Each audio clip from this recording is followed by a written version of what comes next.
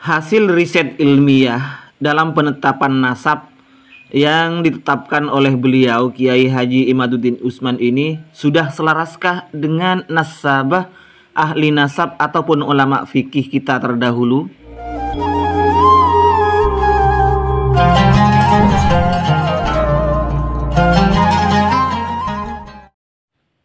Assalamualaikum warahmatullahi wabarakatuh.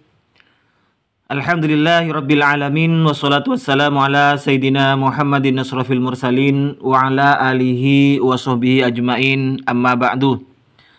Sahabat-sahabat Aswaja, seluruh nahdiyin, para subscriber dan seluruh penonton semuanya tanpa terkecuali, semoga Allah subhanahu wa ta'ala senantiasa memberikan rahmatnya, taufiknya, hidayahnya, maghfirahnya, memberikan kelancaran rezeki dan kesehatan kepada kita semua. Amin Allahumma amin. Kita tahu hasil riset karya ilmiah beliau, penelitian ilmiah beliau Kiai Haji Imaduddin Usman itu yang menyebutkan bahwa Sayyid Ubaidillah ini tidak terkonfirmasi secara ilmiah sebagai putra dari Imam Ahmad Al-Muhajir. Disebabkan karena pada zaman itu, pada abad-abad itu tidak disebutkan oleh ulama nasab di dalam kitabnya.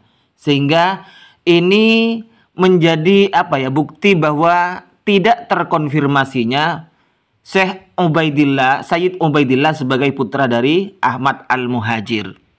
Nah, sekarang pertanyaannya, apakah metode yang digunakan oleh Kiai Imaduddin Usman itu yang mengharuskan harus ada ulama nasab yang mencatat di bukunya untuk membuktikan keberadaan seseorang? Ini kan dulu permasalahannya.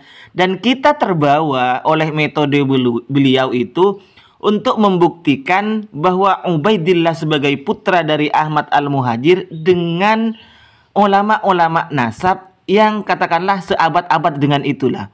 Ada abad 4, 5, 6 dan seterusnya itu. Benarkah memang seperti itu metode yang ditetapkan baik ulama fikih atau ulama nasab? Ulama nasabah itu nasab sendiri. Saya tergerak untuk membahas ini karena ada pertanyaan dari Cak Budi ini ya. Ilmu nasab apakah sama dengan ilmu fikih? Ketika saya mengupload tweetnya dari Ketua Aswaja Center Jawa Timur itu, Kiai Ma'ruf Hosin. Mohon admin bikin konten yang menjelaskan tentang kedua ilmu tersebut. Baik, saya akan mencoba membahasnya tentang penetapan nasab, baik dari ulama fikih ataupun dari ulama nasab itu sendiri, nasabah. Dan nanti kita bandingkan apakah metode yang diterapkan oleh Gus Imad, oleh Kiai Imaduddin Usman ini yang mengharuskan adanya kitab seabad dengan yang dipermasalahkan tersebut, dengan orang yang dipermasalahkan itu, kita bandingkan dengan ketetapan atau kaifiyah cara menetapkan nasab menurut ulama fikih dan ulama nasab itu sendiri, ulama ahli nasab itu sendiri. Baik, pertama kita buka di kitab Al-Madhab Al-Kashaf fi Tarikh wa Turas wa Nasabi Ali Zaid Al-Kailani Al-Ashraf. Pengarangnya, muallifnya bisa dilihat sendiri, beliau juga adalah seorang ahli sejarah, ahli membahas, dan ahli nasab. Kaifiyatu subutin nasab, cara menetapkan nasab, cara penetapan nasab. Yathbutun nasabu indal fuqaha wan nasabah bi ahadil adillatit taliyah. Nasab itu bisa tetap menurut ahli fikih, karena yang diminta ini menjelaskan bagaimana pengertian nasab itu secara ahli fikih, penetapan nasab menurut ahli fikih dan nasabah ulama ahli nasab ini bisa tetap. Yakni nasab itu sudah subut, sudah tetap bi ahadil adillah al-atiyah, dengan salah satu dalil-dalil berikut ini. Bukan semuanya, salah satu. Jika ada salah satu dari dalil-dalil berikut ini, berarti nasab itu sudah tetap subut as-sah menurut ahli fikih dan ulama ahli nasab. Ahaduha al-firas. Yang pertama adalah al-firas, ranjang ya. Karena ada hadis Rasulullah SAW, al-walad lil-firas itu wal akhir al-hajr. Jadi ketika ada orang berzina, maka nasabnya itu sekalipun biologisnya itu anaknya si Zaid misalnya, tapi itu tidak ilhaq, nasab secara hukum terhadap Zaid, tapi diilhakkan terhadap firasnya, yakni ibunya. Saniha, yang kedua, cara menetapkan nasab itu adalah al-bayyinah, harus ada bukti. Bi antakuma indahum al-bayyinah asyar'iyyah, harus ada bayyinah secara syariat pada mereka. Apa? Wahiyya syahadatu rajulain muslimain aqilain adlain, yaitu ada penyaksian minimal 2 orang saksi yang Islam, berakal dan adil. Dan keadilannya itu sudah terbukti, sudah terkenal. Kalau sudah ada pengakuan, penyaksian dari 2 orang saksi yang adil muslim itu, maka yu'malu biqaulihima, pendapat 2 orang saksi itu bisa diambil sebagai dasar penetapan nasab seseorang. Langsung yang ketiga, salisuha, yang ketiga adalah al-iqraru, pengakuan. Wa huwa ayya'tarifaz zawju fi majlisil hukmi. Suami mengaku bahwa itu anaknya di depan hakim, di majelis hakim, atau tidak di majelis, au kharijihi, atau di luar majelis hukum itu, bi annal walada al fulaniya ibnuhu, bahwa anak itu adalah putranya. Rabi'uha asyuhrah.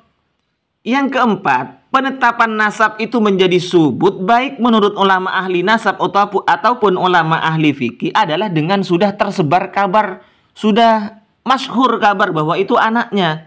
Sesuai dengan perkataan Imam Abu Hanifah, yathbutu bisyuhrati an-nasabu wal mautu wan nikahu. Yang bisa ditetapkan dengan masyhur tersebarnya berita itu adalah nasab, matinya seseorang, dan pernikahannya seseorang. Ini yang bisa ditetapkan dengan asyuhrah, kabar yang sudah masyhur. Selanjutnya Ibnu Qudamah dalam mazhab Hambali dalam kitabnya Al-Mughni itu menjelaskan bahwa ahli ilmu itu sudah ijma sepakat as-sah syahadah berdasarkan syuhrah untuk menetapkan fin nasab wal wiladah, tentang masalah nasab dan kelahiran seseorang. Wa qala Ibnu Mundir, dan Ibnu Mundir berkata, la a'lamu, saya tidak tahu, ahadan min ahlil ilmi mana adzalika, saya tidak pernah melihat, saya tidak pernah mendengar, saya tidak pernah tahu ada seseorang yang menolak penetapan nasab dan wiladah itu kalau sudah syuhrah, kalau sudah terkenal. Nah, wa makna syuhrah, apa yang dimaksud syuhrah terkenal di sini adalah yaitu kabar dari jamaah yang tidak mungkin mereka itu sepakat berbohong. Masa mungkin ulama-ulama kita terdahulu itu sepakat untuk berbohong dalam penetapan nasab, masalah ba'al wilah katakanlah yang sekarang viral itu. Jadi syuhrah di sini adalah tidak mungkin kabar yang menyampaikan ulama-ulama dulu kita yang menyampaikan itu ittifaq mereka sepakat untuk bohong. Kalau dalam istilah ilmu hadis mungkin ini kita bisa ilhakkan dengan hadis yang sudah mutawatir yang tidak mungkin sepakat untuk berbohong. Khamizuha, yang kelima, zada an-nasabah amron ala ma qaddamna. Ini tambahan dari ulama nasab, yaitu tambahannya adalah wa huwa ayyura khattu ahadin nasabin al-mu'tabarin, yaitu harus ada tulisan dari ahli nasab yang dianggap keberadaannya. Keberadaan tulisan ahli nasab itu harus wa yakuna mawthuqan bih, bisa dipercaya dan terkenal, artinya diketahui tulisan tersebut dan sudah ditahqiq dan atau dinyatakan keberadaannya itu. Kalau sudah ada bukti tulisan nasabah, ya bagaimana caranya? Umila bihi, bisa sudah diamalkan, dilaksanakan tulisan itu sebagai pedoman penetapan nasab dari seseorang. Yang keenam, orangnya itu harus bisa mendatangkan nama bapak-bapaknya, nama kakek-kakek buyutnya itu dengan disertai bayyinah, bukti sejarah. Al-bayyinah at-tarikhiyah, bukti sejarah.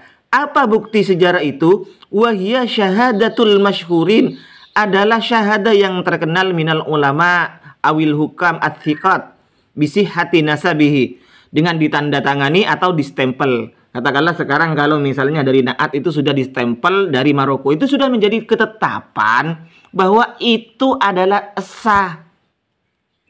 Yang ketujuh ini adalah masalah qaif. Gaib itu kalau sekarang mungkin bisa diasumsikan diarahkan ke tes DNA itu.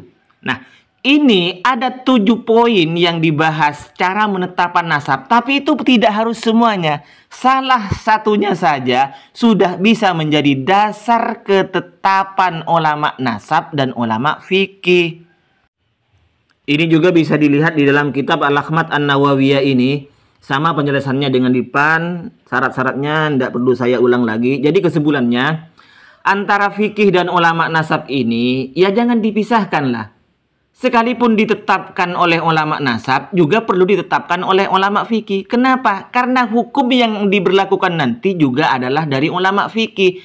Masalah warisan, masalah batalnya wudhu, masalah menikahkan, kewalian dari nikah, itu semuanya nanti juga hasil ketetapan dari ulama fikih. Apalagi syarat-syarat untuk menetapkan nasab itu tidak perlu semuanya. Hanya salah satu dari al-adillah itu, dari dalil-dalil yang disebutkan yang 7 itu sudah menjadi dasar bisanya ditetapkan sebagai subutun nasab, tetapnya nasab. Dan sekarang yang lagi viral itu adalah yang diminta adalah bukti kitab yang sezaman atau seabad dengan yang dipermasalahkan. Ini memang ada dasarnya dari ulama nasab, tetapi itu kan tidak harus semuanya. Yang penting ada bukti dari salah satu yang 7 itu sudah tetap. Tidak harus ada ulama sezaman yang menulisnya. Kalau ini diterapkan repot juga ya ini. Saya cari-cari, mudah-mudahan teman-teman ada yang tahu. Nasabnya Imam Syafi'i yang nyambung ke kakeknya Rasulullah. Contoh lagi misalnya Syekh Abdul Qadir Jalani nasabnya ke Rasulullah. Padahal Syekh Abdul Qadir Jalani ini wafatnya lebih dahulu dari Fakhruddin Ar-Razi itu. Apakah Fakhruddin Ar-Razi menulis di dalam kitabnya? Kalau ini dibuktikan, harus dibuktikan ada tulisan yang seabad dengan itu. Bagaimana kalau seperti ini?